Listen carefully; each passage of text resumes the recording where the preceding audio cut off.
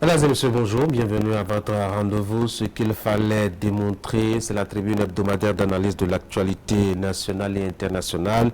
Anissé Karosoke, bonjour. Bonjour Tanguy. Nous sommes encore au rendez-vous pour passer au crible, l'analyse, les faits ayant marqué l'actualité cette semaine. Et on aura une semaine assez intéressante en matière d'actualité. Paul Rompé qui a déposé sa démission de la tête du parti Les Démocrates. On va en discuter. D'abord, comprendre un peu le timing, les causes qui ont pu inspirer l'homme de la philosophie de l'opposition modérée.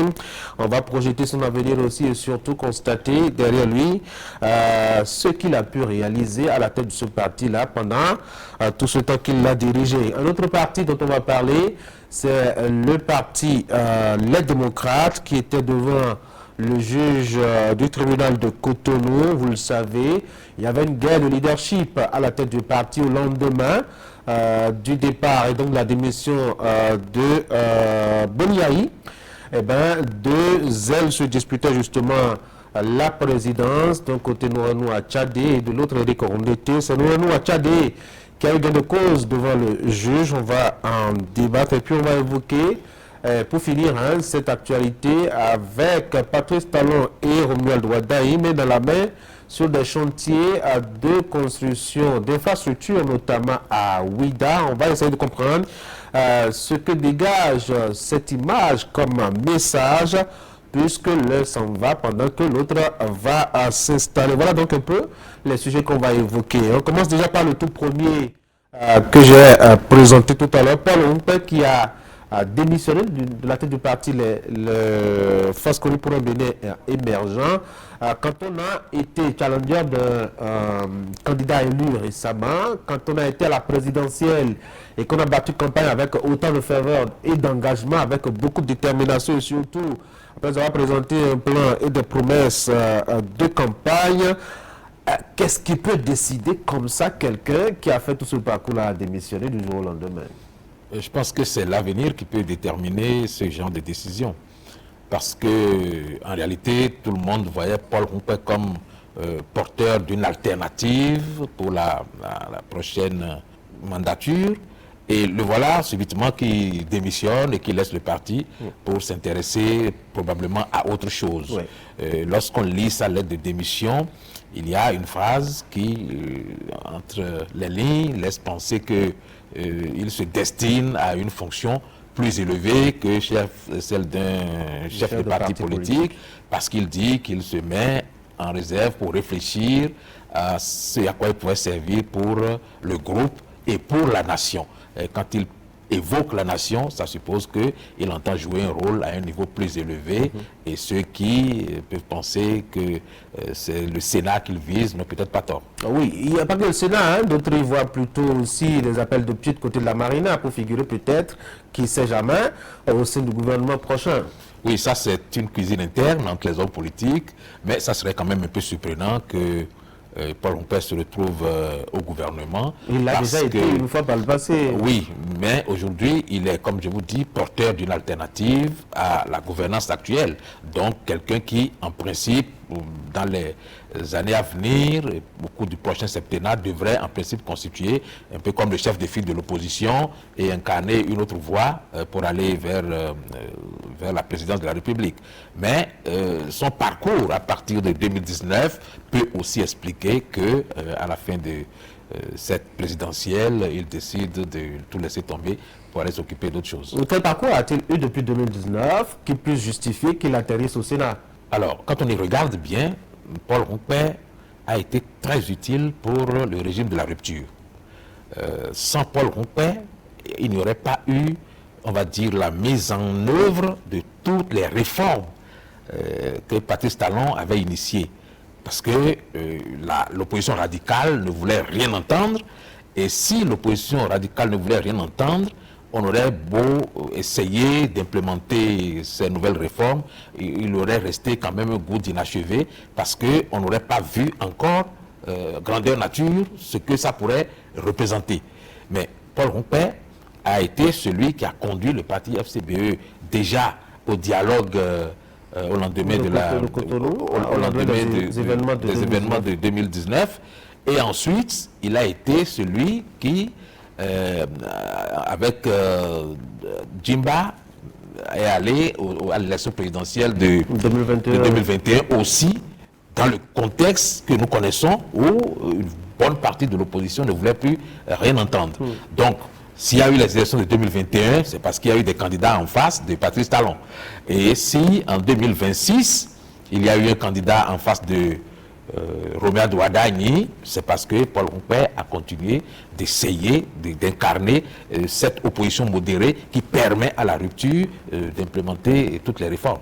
Est-ce qu'on n'est pas en train d'essayer de donner des traits de bœuf, de taureau, si vous voulez, à une petite grenouille peut-être, parce qu'en 2021, Patrice Talon n'avait pas eu que justement ce duo Djimba Rompé comme challenger à la présidentielle. On avait un certain Irénée Agossa et Corentin Kawe qui étaient aussi à la manette. Et pour les autres, mettons, élections, il y avait d'autres partis quand même qui ont pu quand même permettre d'aller au scrutin et de faire les élections. Et quand on voit de près justement ces éléments, on peut se dire Paul Rompé n'a pas joué grand jeu en tant que tel, si c'est que pour faire valider les élections.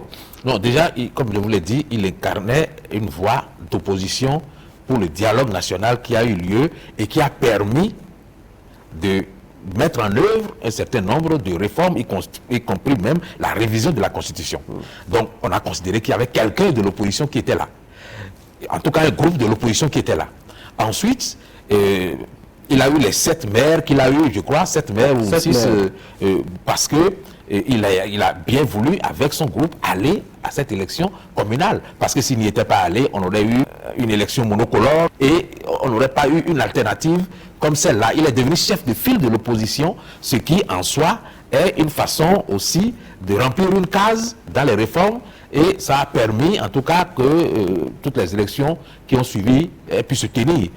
Et principalement celle de 2026, au cours de laquelle nous savons tous que s'il n'y avait pas eu Paul Rompé, c'est peut-être face à lui-même que Romuald Wadagni aurait compéti. Et ça aurait quand même donné un goût d'inachevé à tout ce qui a été fait jusqu'à présent pour donner un nouveau visage au système politique du Bénin. Est-ce qu'on n'a pas vraiment le sentiment que Romuald Wadagni n'avait eu qu'à lui-même au regard du score? 95% quand même de voix récoltées, c'est dire que la compétition était totalement inégale. Mais admettons ou projetons Paul Rompé à la Sénat, qu'est-ce qu'il peut apporter dans le fond à une institution de cette ampleur, de cette taille, de cette importance dans l'arsenal institutionnel béninois? Je pense qu'il ne faut pas sous-estimer l'homme. Parce que l'instituteur qui, en 2008, est devenu le maire de la commune de Bouba, personne ne l'attendait dans un gouvernement en 2015. Et quand il est allé au gouvernement en 2015, on se rappelle de l'épisode malheureux qu'il y a eu à l'Assemblée nationale. Il s'est retrouvé dans une situation un peu confuse où il n'avait pas les documents à jour, on le voyait bégayer, bafouiller, bredouiller. Et puis tout le monde s'est dit, celui-là, on ne peut pas le ranger au chapitre des hommes qui comptent. Et pourtant, c'est ce Paul Rompé qui, aujourd'hui, est devenu le chef du FCBE, qui était le parti de Boniaï.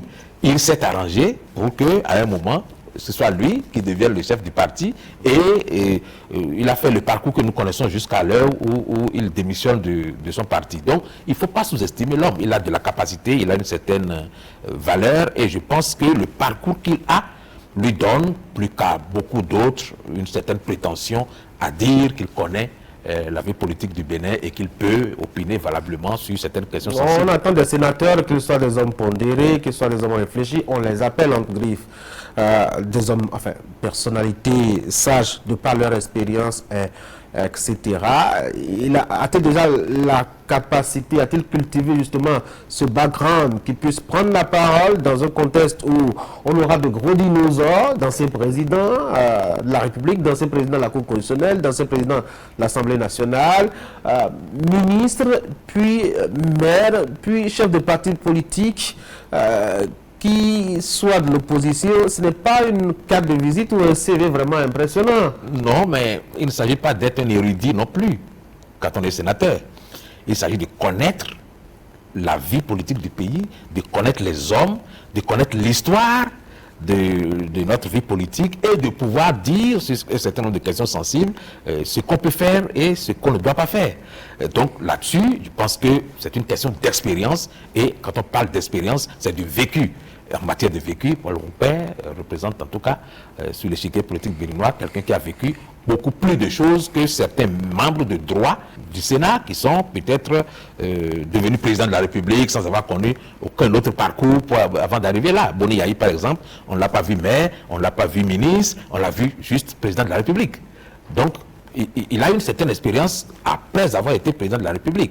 Mais pour quelqu'un comme Paul Rompin, qui est parti de la mairie à un ministère, et puis ensuite au chef de file de l'opposition, candidat 2 fois à une élection présidentielle, et qui, à ma foi, a représenté une force d'opposition modérée à la dernière élection de 2026, qui a eu quand même à faire un certain nombre de propositions, même si on n'est pas d'accord avec la pertinence de tout ce qu'il a pu dire. Il a, en tout cas, tenu le rôle qu'on lui a assigné, et en tout cas, il s'en est bien sorti. Et donc, en matière de vécu, je pense qu'il fait partie de ceux qui ont quelque chose à faire valoir. Parlons un peu de ce qu'il a pu apporter à ce parti FCBE qu'il a arraché à Boni Yahi. La polémique a enflé et a contraint Boni Yahi dans le temps à démissionner, ce qui lui a fait de la place d'ailleurs pour, mettons, diriger ce parti. Depuis 2019, donc, il a pris les rênes de ce parti avant de déposer son tablier dans la semaine. Aura-t-il mené vraiment le parti à bon port ou aura-t-il fait des chemins intéressants avec le parti?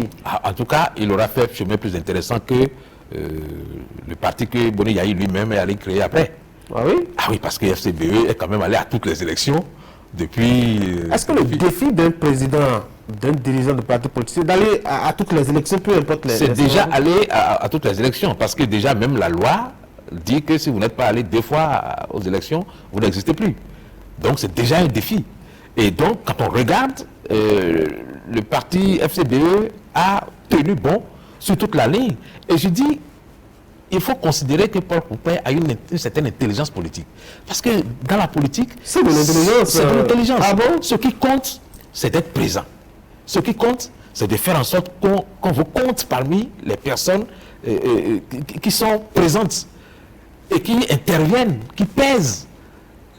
Si Boni Yahi a créé un parti qui a essayé de positionner des candidats et qui n'a pas pu pour l'élection présidentielle de 2021, qui n'a pas pu pour l'élection présidentielle de 2026, pendant que Paul Rompin, lui, il a réussi à aller à ces 2 élections, je pense qu'il y a certainement quelque part une certaine intelligence politique. Il s'agit de gagner en politique, pas de montrer qu'on sait s'opposer. C'est quand même deux schémas différents. On a un parti qui fait tout pour aller aux élections, pour ne rien avoir, en dehors peut-être de ce score de 2020, qui est quand même un score minable, hein, parce que quand on sait le nombre de maires que FCBE disposait avant les élections de 2020 et qu'on arrive justement au terme des élections de 2020 à en avoir ce nombre-là, on peut dire que c'est une dégringolade. Mais depuis lors, aucun chiffre intéressant, aucun poste décroché, un poste électrique décroché, etc.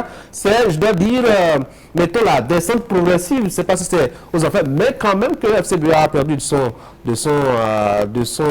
aura et de son étendue sur l'échiquier politique national. Et à côté, on a un parti, les démocrates, qui, pour une première fois qu'elle a été aux élections, vraiment, il a quand même gagné 28 députés. La comparaison ne peut pas se faire. C'est peut-être 2 comparaisons différentes. Oui. Il ne s'agit pas seulement de dire les démocrates sont allés aux élections une fois, ils ont eu... députés. Mais ils n'ont pas un parcours non plus sur lequel on peut déceler des résultats très probants par rapport à l'existence. On ne peut pas dire que c'est parce que les démocrates existent que telle chose ont pu être réalisée ou bien que telle chose ont pu être corrigée. Ils n'ont été présents que parce que à un moment, ils étaient majoritaires effectivement sur le terrain. Mais ici, sans être plus fort ou plus majoritaire, FCBE a quand même servi à Paul Rompin en tant que personne pour s'affirmer politiquement et faire du chemin. C'est de ça que je parle. Donc je parle de l'intelligence de l'homme. Paul Rompin, en tant qu'homme politique, a trouvé le moyen de se servir du FCBE pour faire le chemin qu'il a fait. Non, de servir FCBE alors. Il a essayé de servir FCBE comme il a pu, mais il ne peut pas remplacer des forces qui n'existent pas véritablement. Parce que ce n'est pas une foute de guerre, FCBE. Il n'y a pas de personnalité qui a des ancrages très connus pour donner une force au parti sur le terrain. Mais à défaut de ça, lui, il a pu trouver le moyen de s'en sortir avec ce parti-là. Par contre, les démocrates, c'était un parti qui avait de la puissance sur le terrain, mais qui n'a pas su jouer non plus à faire valoir cette puissance, puisque à la fin, Boni Yayi est parti, comme il l'a fait de FCBE, de sorte qu'on ne sait plus aujourd'hui très bien si les raisons pour lesquelles il était parti de FCBE sont les mêmes pour lesquelles il est parti. Non, je crois que pour les démocrates, il y a une note officielle qu'il a publiée pour avancer l'argument de sa sortie. Je pense qu'il avait publié une note officielle aussi à l'époque, mais il n'avait pas donné de raison. C'était pour des raisons de convenance personnelle. C'est pourquoi on ne peut pas dire que c'est forcément pour les mêmes raisons, mais toujours est-il que les deux partis, à un moment donné, ne lui donnaient plus satisfaction en tant que ancien président de la République pour continuer de peser de façon cohérente sur la vie politique nationale. Il y a eu des scissions au sein de FCBE, il y a eu les mêmes scissions au sein de l'aide démocrate, de sorte que on ne peut pas dire véritablement que la présence de Boni Yayi ait permis de faire plus qu'on aurait pu faire s'il était resté à FCBE. FCBE sans Paul Rompé, comment vous le voyez? FCBE sans Paul Rompé, c'est un parti qui va avoir beaucoup de mal à exister. Vous donnez trop d'importance à Paul Rompé quand même. Non, je ne donne pas trop d'importance à Paul Rompé parce que nous avons vu le parti évoluer et comme vous le disiez vous-même, les chiffres, on ne peut pas mentir sur les chiffres. Les chiffres sont là et on les connaît. Donc, Paul Rompé, à titre personnel, encore une fois, a trouvé le moyen de s'en sortir, mais le parti, sans lui, n'aura pas forcément les mêmes résultats, ne serait-ce que pour promouvoir des hommes, parce que pour promouvoir des hommes, il faut pouvoir avoir une certaine intelligence et savoir se positionner. Bon, qui va prendre les rênes du parti aujourd'hui, on le sait. D'autant que le parti lui-même est aujourd'hui en difficulté, les personnes qui la dirigent ayant décidé de se revoir pour étudier la démission de Paul Rompé. Peut-être qu'ils vont la refuser finalement, parce que sans lui, eux-mêmes ne voient pas très bien où est-ce qu'il pourrait aller, dans quelle direction il pourrait aller, ni à quoi il pourrait s'attendre dans les jours à venir. Si Paul Rompé s'en va, eux autres, est-ce qu'il reste le parti d'opposition modéré qui constitue l'alternative, ou bien est-ce qu'ils vont devoir, eux aussi, se fondre carrément dans la mouvance présidentielle pour qu'on n'en parle plus? Je pense que c'est à ça qu'ils sont en train de réfléchir, parce que effectivement, ça a dû les prendre de court un peu, de voir partir quelqu'un qui, jusqu'à présent, était la figure du parti. Un parti peut-être qui fait son dernier champ de signe, peut-être, qui sait. En tout cas, si Paul Rompé s'en va et qu'il y a un train politique qui attend le parti et que les conditions, mettons, qui doivent accompagner l'existence d'un parti, à savoir l'appui financier public, n'existe plus parce que sans résultat, etc., c'est clair que le parti s'en va mourir. Oui, c'est peut-être aussi une possibilité de voir le parti, les démocrates, qui va s'en sortir peut-être aussi avec quelques membres amputés, peut-être se rabiboucher avec FCBE, ça dépendra des acteurs. Rien n'empêche qu'on puisse imaginer que le résidu de l'aide démocrate puisse se rabiboucher avec FCBE. Vous pensez à ce schéma vraiment? Parce que c'est quand même deux partis, deux groupes qui se sont combattus presque à mort depuis qu'ils ont existé et qu'ils existent au sein du parti, enfin au sein de l'opposition béninoise. Ceux qui ont porté le plus la candidature de Romuald Wadani sont ses plus gros profondeurs. Vous en conviendrez. Donc ça veut dire que dans le paysage politique béninois, on peut se combattre à mort et se retrouver le lendemain à défendre les mêmes causes. Ah, l'opposition, ce serait vraiment curieux de le voir.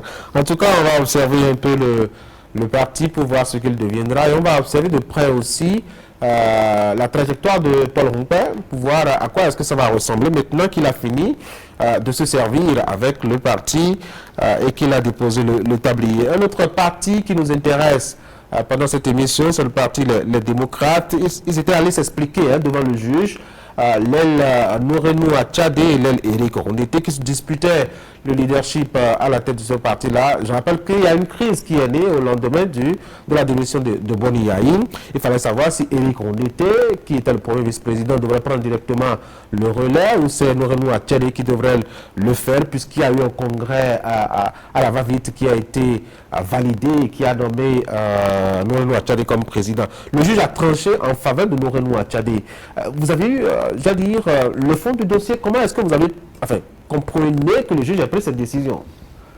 Le juge a pris la décision peut-être en suivant tout simplement les tests du parti. Okay.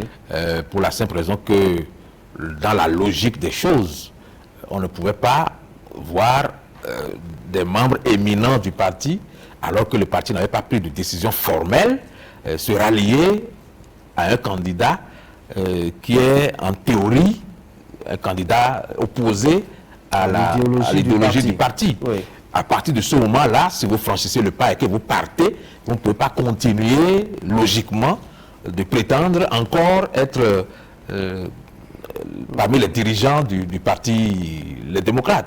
Je pense que c'est tout à fait dans cette logique-là que le juge a dû trancher. Parce que sinon, il y a normalement un congrès qui devait être convoqué à cet effet. La procédure n'a pas été régulièrement suivie. Et c'est parce que la procédure n'a pas été suivie que Éric Rondeté était fondé à demander au juge d'annuler cette élection de Nourenou Tchadé qui paraissait un peu abusée parce que les choses sont allées très vite. Les choses sont allées tellement vite. Oui. Et il n'a pas attendu non plus la décision du parti d'organiser le congrès de manière formelle avant de faire un peu de forcing. Mais, comme je le dis, le juge a dû se fonder sur le fait que certains ont décidé déjà par eux-mêmes de partir.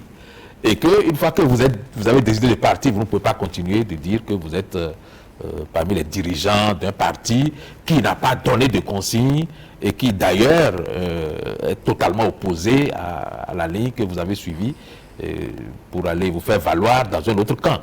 Donc, à mon sens, le juge a été assez objectif. Et bon, quand ça arrive comme ça, je pense qu'il faut saluer aussi la justice parce que beaucoup de gens s'imaginaient que oui, beaucoup avaient parié justement pour remettre le parti à Éric Rondeté, d'autant plus qu'on l'a toujours soupçonné d'être un peu trop proche de la mouvance présidentielle. Et donc on se disait que dans cette logique-là, la justice devait trancher en sa faveur. Vous voyez bien que ça a été le contraire. Quand c'est comme ça, il faut avoir aussi le courage de dire, bon, nous avons quand même une justice qui vaille que vaille, fonctionne relativement bien.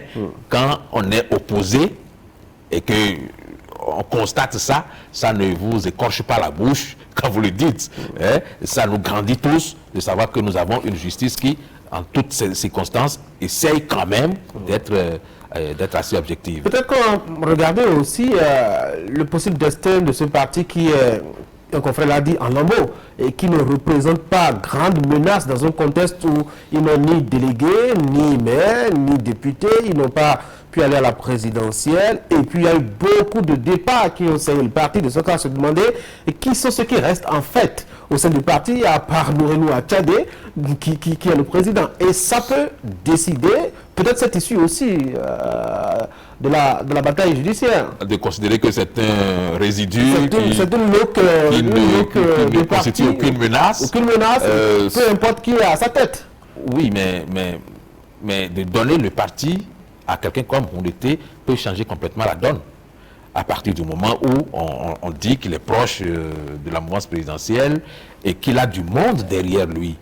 Parce qu'aujourd'hui, on n'a plus très bien, on connaît plus très clairement combien de personnes restent encore au sein du parti Les Démocrates. Oui. C'est peut-être un nombre très, très réduit de militants. On ne sait pas combien de personnes sont parties aujourd'hui avec Éric Rondeté, parce que même s'il ne le dit pas encore de manière formelle, ça m'étonnerait qu'il continue d'être membre de la direction d'un parti d'où on lui a pratiquement enlevé le fauteuil de force.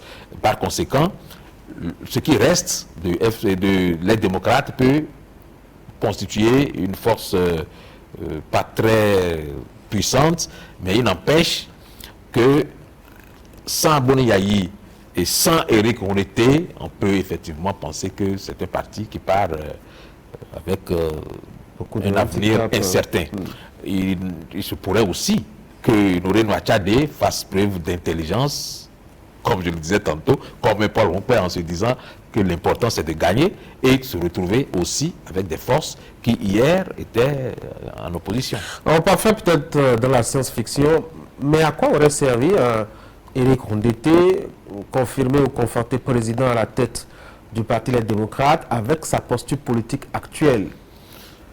Mais à quoi sert Noré Nouachadé dans sa posture actuelle? Parce que le maintien de la philosophie, parce que je ne l'ai pas vu du parti depuis le début. Enfin, moi je ne l'ai pas vu dans un rôle d'opposant lors des dernières, de la dernière présidentielle. Il a eu beaucoup de tests à l'Assemblée nationale, qui étaient des tests hargneux, assez, je dois dire, griffants, contre le régime. Et c'est pour ça que je vous dis, et c'est pour ça que je vous dis que je ne suis pas, je ne l'ai pas observé dans un rôle d'opposant lors de la dernière présidentielle.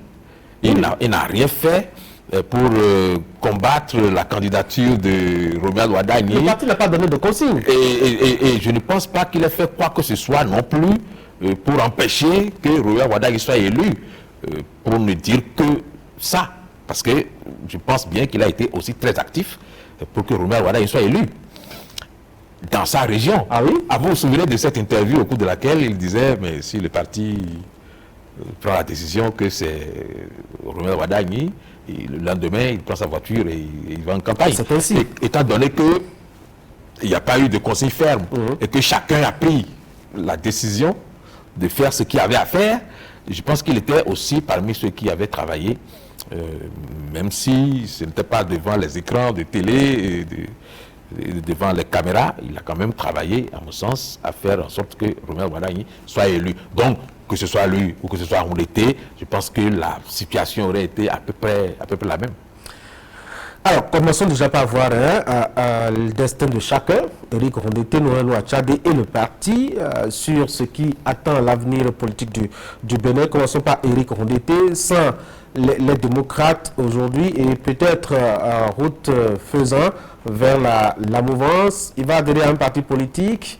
Peut-être qu'il aura beaucoup de regrets, non? Parce que ça fait quand même une dizaine d'années consacrées à cette opposition politique qui ne lui aura rien apporté que peut-être d'avoir été élu une seule fois à l'Assemblée nationale. Je pense qu'Éric Rondeté doit déjà lui-même, après avoir évalué ce parcours, il doit bien avoir compris qu'il a commis des erreurs et qu'il aurait pu mieux se valoriser au cours de ces 10 dernières années. On a commencé ici, sur ce plateau, il y a 2 ans, à dire qu'on ne comprenait pas très bien ce qu'il faisait au sein des démocrates, parce qu'il n'était pas très à l'aise. Et que, d'ailleurs, il y avait une certaine conspiration pour qu'il n'émerge pas au sein des démocrates. On a parlé de lui, on a parlé de Basil Arossi, on a parlé des deux, en disant qu'ils n'étaient pas très à l'aise dans leur posture, parce que c'est vrai, ils avaient envie de faire de l'opposition, ils avaient des idées très rigides par rapport à un certain nombre de choses, mais ils se sont retrouvés dans un ensemble où leurs idées ne prospéraient pas et dans lesquelles on ne les valorisait pas non plus. Et nous avions prédit, il y a 2 ans, que ces deux-là finiraient par se retrouver hors du parti, les démocrates. C'est logique. C'est logique parce que la fronde qu'il y a aujourd'hui au sein des démocrates, c'est contre Éric Rondeté d'abord. Parce que Boni Yayi avait essayé tout le temps de faire en sorte de mettre un bémol à toute cette attaque, mais dès que Boni Yayi est parti, vous avez vu que ça a été une attaque ouverte entre les deux factions. La faction Rondeté et la faction Noré Nouachadé. Donc, je pense que Éric Rondeté a déjà lui-même tiré les conclusions de sa participation, on va dire, à l'opposition au sein des démocrates, et il doit déjà être en train de reconsidérer son avenir, parce que, bon, je l'ai vu pendant la campagne pour la présidentielle, et j'ai le sentiment qu'il a déjà choisi un nouveau camp. Et il va adhérer à un parti? il ne va pas rester sans parti. C'est un animal politique, Éric Mondeté. Il ne peut pas vivre sans être membre d'un parti, parce qu'il a un background qui lui permet, et qu'il a une formation d'ailleurs, il a eu l'expérience. On ne le voit pas du tout en train de... Dans lequel il a plus d'expérience. Ah oui, on ne le voit pas du tout en train de vivre autrement qu'en faisant de la politique au sein d'un parti. Donc oui, il va certainement adhérer à l'un des partis de la mouvance présidentielle. Noël Ouattadé qui prend donc les rênes du parti, ce n'est pas la très grande expérience politique, mais c'est quand même une expérience parce que ça fait plusieurs fois député à l'Assemblée nationale, président de groupe parlementaire, etc. C'est aussi, je dois dire, mettons une veste assez ample pour l'homme dont on parle. Effectivement, il a essayé jusqu'à présent de montrer qu'il avait une certaine valeur. Sauf que au Bénin, nous ne suivons pas toujours les hommes pour les idées. Nous les suivons pour ce qu'ils peuvent nous apporter. Et pour l'instant, je ne vois pas très bien ce que Nouréni peut apporter aux militants qui iront adhérer ou bien qui, en tout cas, autour de lui, vont continuer d'animer la vie publique. Pourquoi? Pour la simple raison que lui-même n'a pas encore un véritable ancrage et qu'il a vécu sous l'ombre de Boni Yayi jusqu'à présent. Donc, c'est une expérience nouvelle qu'il fait. Nous allons tous observer cette expérience pour voir s'il avait des talents cachés qu'il va nous montrer, s'il avait des talents de leadership particulier. En tout cas, cette nouvelle expérience fait que son destin est entre ses mains et que chaque pas qu'il va poser va déterminer son futur.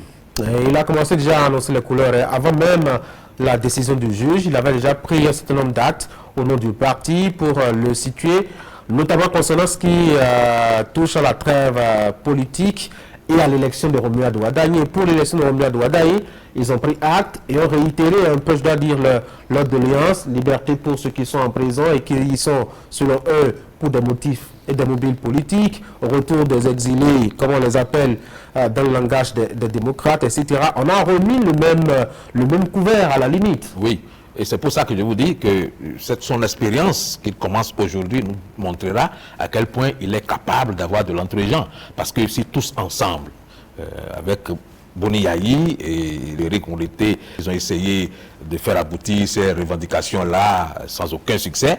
Et je ne vois pas très bien comment lui, Nouréni Ouattadé, peut aujourd'hui... Peut-être parce que la tête a changé au niveau de la marina et que ce n'est plus forcément celui qu'on a vu par le passé qui va prendre les choses en main à partir... C'est pour ça que je vous parle d'intelligence politique, parce que ça ne peut pas être dans les rapports de force qu'il gagnera. C'est clair que dans les rapports de force, il ne gagnera rien du tout. Mais peut-être par une certaine intelligence, à faire les bonnes négociations, il pourrait peut-être engranger des points, oui. Le parti va suivre? On verra bien. On verra bien parce que, encore une fois, nous ne suivons jamais au Bénin, nous ne suivons jamais quelqu'un parce qu'il a de bonnes idées. Ça ne suffira jamais pour l'instant. Et il faut qu'il ait autre chose à proposer, qu'il ait un certain positionnement qui nous avantage tous. Mais Nouréni Ouattadé n'a pas encore ce positionnement et n'a pas toute la surface financière qui nécessite parfois de gros sacrifices pour être à la tête d'un parti politique au Bénin. On avait quand même des militants très engagés et qui sont restés sur leur ligne pendant plusieurs années sans forcément s'appuyer sur maintenant le financement public des partis politiques. On se dit que ça va être en tout cas une nouvelle expérience à faire avec des militants convaincus. Mais ces militants convaincus étaient plus des soutiens inconditionnels de Boni Yayi. En fait, c'est ça. Ils étaient pour la plupart des soutiens inconditionnels de Boni Yayi. Maintenant que Boni Yayi lui-même n'est plus à la tête du parti, il y a beaucoup de militants qui vont se demander qu'est-ce que la lutte va continuer de produire si le principal artisan pour lequel ils étaient tous là n'est plus là. Qui pourrait être chef de file de l'opposition? FCBE sans Humpère ou les démocrates sans avec Nouréni Ouattadé? J'ai l'impression que nous allons encore chercher un moment à trouver le chef de file de l'opposition parce que rien de très précis ne se dessine dans ce sens. Et surtout que nous n'avons pas d'élection dans les mois qui viennent pour que les cartes soient rebattues et qu'on puisse voir se dessiner une nouvelle force. Parce qu'au lendemain d'une élection présidentielle, il y a souvent une certaine recomposition et quand les élections législatives suivent après, il y a un nouveau schéma qui se redessine.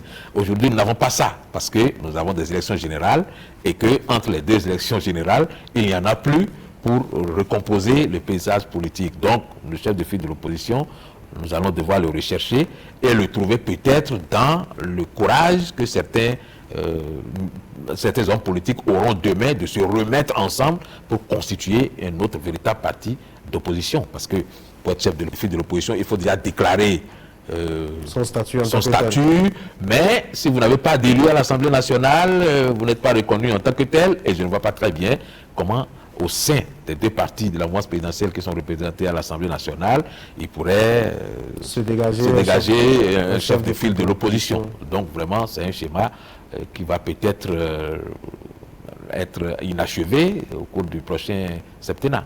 Peut-être qu'on choisira on choisira le parti qui aura participé le plus aux consultations électorales. Je crois que c'est pas ce que par favori. C'est pas ce que dit la loi. Mais on peut toujours avoir au sein du paysage politique quelqu'un qui porte le flambeau de l'opposition. Mais il ne sera pas pour autant le chef de file de l'opposition parce qu'il y a des critères très précis pour être chef de file de l'opposition. On va parler maintenant de ces descentes-là, de Patrice Talon et de Romuald Wadaye à Ouida sur des chantiers de construction d'infrastructures. Les deux hommes, on l'a découvert, je ne sais pas si vous avez fait attention aux images, étaient très complices et c'est pratiquement la première fois, à mon sens, qu'on voit certains Patrice Talon vraiment relax sur le terrain, qui discutent, à qui on offre des bananes par ici, etc.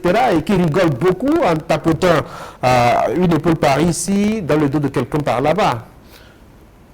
Ben, je pense que Patrice Talon est heureux d'avoir mené de bout en bout le schéma initial qu'il avait en 2016. C'était de nous amener justement à avoir un pays dans lequel se déroulent des élections sans prise de tête, sans tension particulière, et qui soit prolongée par une transition des plus paisibles, des plus agréables. Et je pense que c'est un peu dans ce schéma que nous sommes aujourd'hui, parce que le pays s'est remis au travail et on a pratiquement oublié déjà qu'il y a eu des élections. Et les deux personnes qui incarnent le schéma de succession sont côte à côte tous les jours en train de travailler. On les voit avec des sourires complices, on les voit en train de visiter des lieux, on les voit même co-présider le Conseil des ministres. Par ici. Ça donne, à mon sens, une image qui fait grandir notre pays, au-delà de tout ce que nous pouvons regretter d'avoir perdu dans la ferveur de la dynamique de notre démocratie. Je pense que nous gagnons principalement dans la paix et la quiétude, dans la continuité, sans heurts et sans prise de tête dans la gestion des affaires de l'État. Et je pense que nous avons un président qui est heureux de partir parce qu'il sait qu'il laisse le pays à quelqu'un qui est tout à fait capable de conduire avec succès tous les grands chantiers qui sont en cours. Je pense que c'est la première fois que nous avons ça. La succession, je pense que la 5e que nous avons aujourd'hui, entre Mathieu Kérékou et Soglo, c'était véritablement catastrophique. Parce que déjà, Soglo était malade, et puis ensuite, il a refusé... De 91, ça. De 91. D'accord.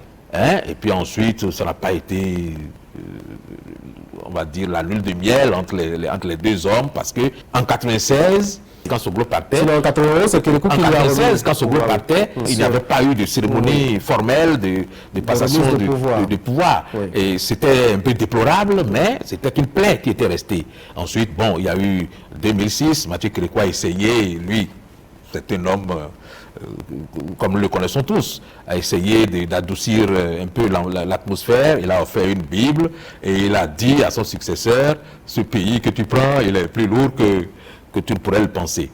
Bon, donc après ça, nous avons vu 2016 et Patrice Talon. Ce n'était pas particulièrement tendu, mais ce n'était pas non plus la convivialité que nous observons aujourd'hui, où le président passe avec son successeur pour lui montrer des chantiers, pour lui apprendre un certain nombre de choses sur les dossiers, pour communiquer avec lui sur ce qui est en cours dans chaque secteur du moins, et pour lui donner des consignes au fur et à mesure. Donc moi je pense que cette entente, cette complicité que nous avons entre un président sortant et un président entrant est un exemple que nous devons essayer de reproduire autant que possible dans notre pays. Est-ce que cette proximité n'est pas un peu gênante? Enfin, l'un sortant, l'un entrant, qui se parle avec beaucoup de complicité, un peu comme si une entente un peu trop loin, dans le dos du peuple aussi, non? Non, vous voyez, aux États-Unis, on a éloigné un peu la proclamation des résultats de la période de passation de charges pour que ça se passe exactement comme ça se passe chez nous là. Parce que pendant cette période-là, les deux équipes se rencontrent, échangent et sont vraiment en parfaite harmonie parce que le pays appartient à tout le monde. Parce qu'une fois que les élections sont passées et que la page des rivalités politiques est tournée, on redevient tous des citoyens d'un même pays engagés à faire avancer le pays dans la complicité. Et je crois que c'est cet état d'esprit qui nous manque et qui nous fait penser que la rivalité politique doit aller au-delà des élections et continuer indéfiniment. Les élections sont terminées et même si Romuald Wardani était dans le camp opposé à Patrice Talon, je pense que ça se serait vraiment passé comme ça. Si ça ne se passe pas comme ça, c'est un train qui vient s'asseoir au Conseil des ministres alors qu'il est de l'opposition. Qu'est-ce qui empêche que ça se fasse? Je ne sais pas. Il n'y a que l'état d'esprit des hommes qui l'empêche. Il n'y a que l'état d'esprit de ceux qui contestent radicalement les élections et systématiquement les élections parce que nous pensons que c'est ce qu'on fait. Et il ne faut jamais accepter les résultats des élections, même quand c'est vrai, même quand c'est posé, même quand tout est transparent. Il faut refuser systématiquement. Il n'y a pas d'élection parfaite. Même aux États-Unis, il se pose toujours, encore aujourd'hui, malgré la modernisation du matériel électoral, il se pose encore aujourd'hui des questions de transparence par endroit dans l'expression du vote des citoyens. Donc, il n'y a pas d'élection parfaite. Mais quand on a essayé globalement de faire les élections de manière à ce que les résultats traduisent une certaine volonté, et que les élections sont terminées, en principe, nous devrions avoir les deux présidents, parce qu'aujourd'hui, nous avons fait aussi en sorte d'avoir un délai assez long pour que le processus de succession puisse se faire de façon très élaborée. Cette fois, nous n'avons pas eu de deuxième tour. Et ça donne encore plus de temps aux deux présidents, le sortant et l'entrant, pour mieux s'échanger, mieux parler, pour mieux se comprendre dans la gestion du pouvoir. Et ça assure une certaine continuité. Et contrairement aux autres fois, nous n'avons pas assisté à une remise en cause de tout ce que le prédécesseur avait fait parce qu'on a une nouvelle politique, parce qu'on a une nouvelle façon de voir les choses, une nouvelle méthode qui fait qu'on considère que ce que l'autre avait fait n'était pas à prendre en compte. Il y a une certaine continuité, je crois que c'est un avantage, c'est un véritable avantage pour notre pays de ne pas perdre de temps du tout dans la remise en cause de tout ce qui a été fait jusqu'à présent, parce que vous voyez que les chantiers continuent normalement, comme s'il n'y avait pas eu d'élection. Vous voyez que les projets continuent normalement, que l'administration s'est remise complètement au travail, comme si nous n'avions même pas connu d'élection. Et ça, c'est ce qu'il faut saluer dans le résultat concret des réformes que Patrice Talon a pu initier dans le système politique. Est-ce qu'il y avait besoin de descendre avec lui sur le terrain? Romuald Wardani, ce n'est pas la dernière personne qui maîtrise le moins les dossiers de la République aujourd'hui. Non, mais c'est ça, il faut montrer une certaine complicité aussi. C'est très important. Comme je vous le disais, même aux États-Unis, les deux présidents, l'entrant et le sortant, on les voit en train d'assister à des cérémonies. Même en France, on les voit en train d'assister à des cérémonies. Ils s'exhibent ensemble. C'est une façon de montrer aux citoyens du pays que le pays continue d'être le même, d'être uni, et que la gestion, parce que ça change peut-être de main, ne signifie pas forcément qu'il y a une cassure, qu'il y a des remises en cause à faire forcément. Donc c'est la première fois que nous vivons ça chez nous, et comme je vous le dis, à mon sens, il faut que, quelles que soient les élections et quelles que soient les personnes qui sont élues, nous ayons ce genre de transition qui rassure tous les citoyens, parce que vous verrez bien que les citoyens ne sont pas demandeurs de la crise. Vous voyez bien que les citoyens béninois ne sont demandeurs d'aucune crise, aucune tension. Ça leur convient. Cette pacification du climat politique, quel que soit le prix que nous avons dû payer, ça convient aux citoyens. Et c'est pour ça que Romia Wardani a été élu à ce score-là. Tout le monde est bien content que nous soyons dans un pays paisible où, malgré qu'il y ait des élections, on ne se prenne pas la tête, qu'on ne se crève pas les sillons, qu'il n'y ait pas de morts, qu'il n'y ait pas de blessés. Parce que ça, je l'ai dit plusieurs fois sur cette émission, ce n'est que le fait d'un certain nombre d'hommes politiques qui utilisent des moyens de cette nature-là pour se valoriser et faire le combat politique.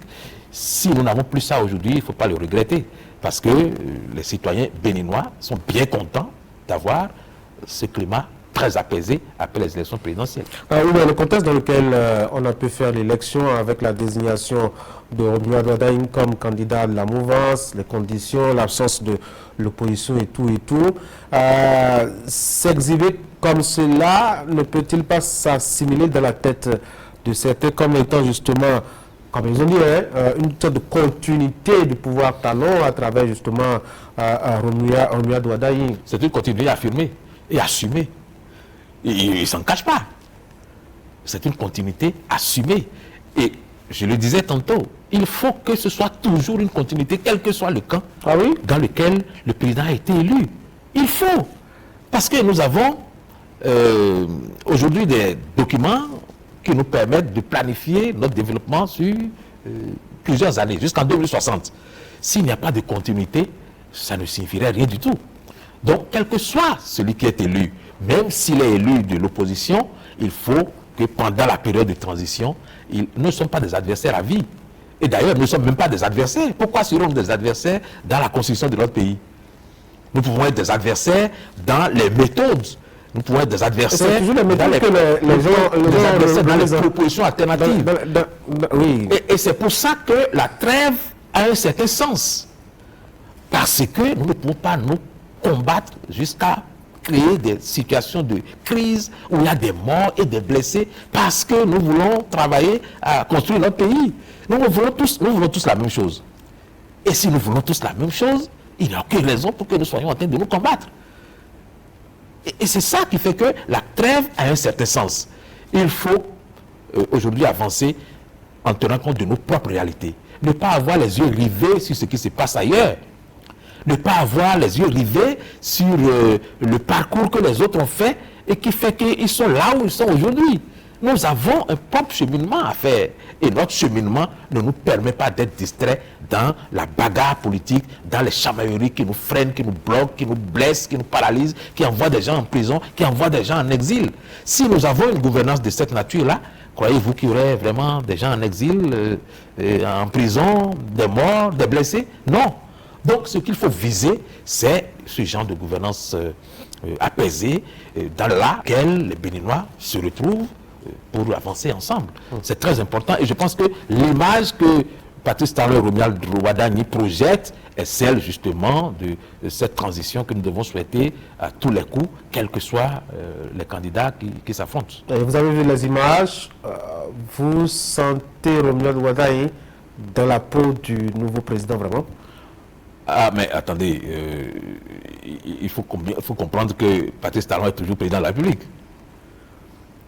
Et il n'y a aucune raison pour que Romia Wardani se comporte exactement comme s'ils avaient déjà les mêmes grades. Il n'est pas encore président investi.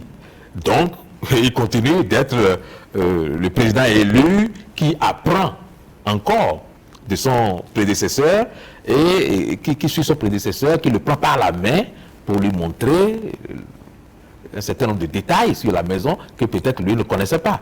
Et par conséquent, on ne peut pas le voir dans le rôle de, on va dire, d'égalité. C'est dans un rôle de, comme on le voyait par le passé déjà, en tant que ministre des Finances, un rôle de quelqu'un qui apprend auprès d'un aîné qui va lui passer le témoin le 24 mai. Et à partir de ce moment-là, on verra le vrai visage du président Romuald Wadagni, parce que celui que nous avons aujourd'hui, ce n'est pas encore son vrai visage. Vous le sentez prêt?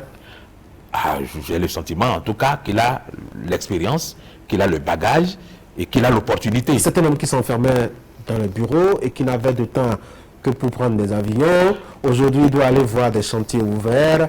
Est-ce qu'il est prêt?